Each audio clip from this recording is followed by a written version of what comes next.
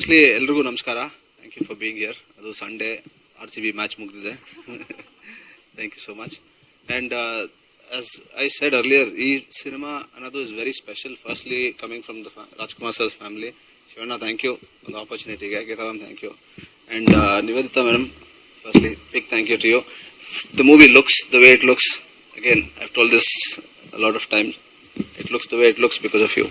And for believing in the content. And as artists, we all have our vision.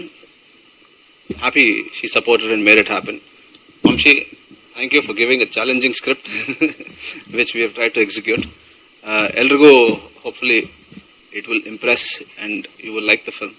So, yes, thank you. Challenges ಇದೆ, but ಅದರ ಬಗ್ಗೆ I have limitations. ಆಮೇಲೆ ಮಾತಾಡೋಣ. So, yes, again, ಎಲ್ಲ ಸಿನಿಮಾಲು ಇದ್ದಂಗೆ ಇದರಲ್ಲೂ challenges ಇರುತ್ತೆ. And but the only point is, I think collective ಆಗಿ ಎಲ್ಲ ಡಿಪಾರ್ಟ್ಮೆಂಟ್ ವರ್ಕ್ ಕಾಣತ್ತಿಲ್ಲಿ. So it's not about cinematography. ಒಂದು ಕ್ಯಾಮ್ರಾ ಅಂತ ಬಂದಾಗ it's about artist, skin tone, makeup, costumes, art department, colour, everybody, ಎಲ್ಲಾರ್ದು ಕೆಲಸ ಬರುತ್ತೆ. So hopefully I've got the opportunity to capture everybody's work well. ಅಷ್ಟೇ. ಎಲ್ರಿಗೂ ನಮಸ್ಕಾರ.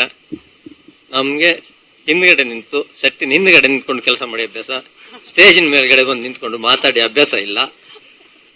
ಈ ಫಿಲ್ಮ್ ನಲ್ಲಿ ಹೇಳ್ಬೇಕಂತ ಹೇಳಿದ್ರೆ, ನಾವ್ ಏನ್ ಕೇಳಿದೀವಿ ಅದನ್ನ ಪ್ರೊಡ್ಯೂಸರ್ ಕೊಟ್ಟಿದ್ದಾರೆ. ಏನ್ ಕೊಟ್ಟಿದ್ದಾರೆ ಅದರಿಂದ ಜಾಸ್ತಿಯಾಗಿ ನಿಮ್ಗೆ ನಾನು ಹೇಳೋದಕ್ಕಿಂತ ಜಾಸ್ತಿಯಾಗಿ ಪಿಕ್ಚರ್ ನೋಡಿದಾಗ ಗೊತ್ತಾಗುತ್ತೆ.